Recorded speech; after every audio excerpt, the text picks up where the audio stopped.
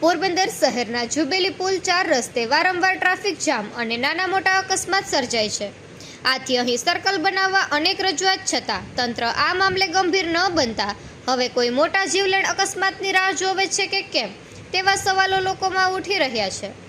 કારણ કે મહાનગરપાલિકા બન્યા પછી વૃક્ષોને રોશનીના શણગાર અને ઓવરબ્રિજને રંગરોગાન જેવા બિનજરૂરી કામ કરવામાં આવે છે, પરંતુ ખરેખર જે જરૂરી છે તેમાં ધ્યાન દેવામાં આવતું ન હોવાનું લોકો જણાવી રહ્યા છે।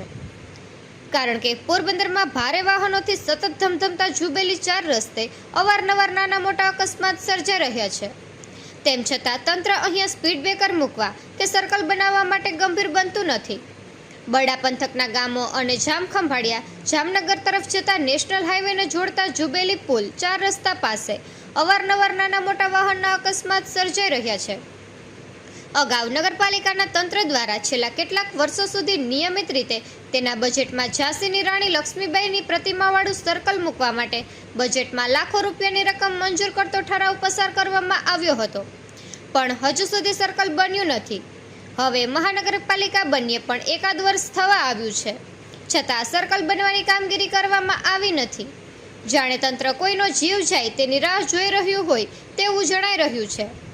અહીંથી રાણાવાવ સિમેન્ટ ફેક્ટરી વાયા આદિત્યાણા થઈ જતા ડમ્ફર ટ્રક જેવા ભારે વાહનો, એસટી, ટ્રાવેલ્સ બસો, ગ્રામ્ય પંથક તરફ જતા છકડો રિક્ષા અને યુટિલિટી જેવા વાહનો તેમજ એ વિસ્તારની સોસાયટીમાં રહેતા લોકોની સતત અવરજવર રહે છે।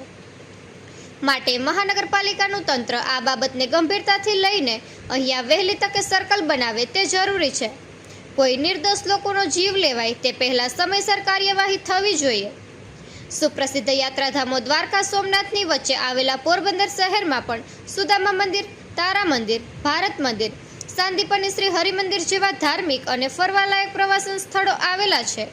ત્યારે બધા જ યાત્રાળુઓ વાહનો જુબેલીના આ સર્કલ પરથી પસાર થાય છે, માટે તેઓનું જીવ જોખમમાં મુકાય છે અને વધુ ગંભીર અકસ્માત થાય તે પહેલાં તંત્રએ નક્કર કાર્યવાહી વહેલી તકે કરવી જોઈએ તેવી માંગ ઉઠી છે। નિપુલ પોપટ, પોરબંદર ટાઈમ્સ।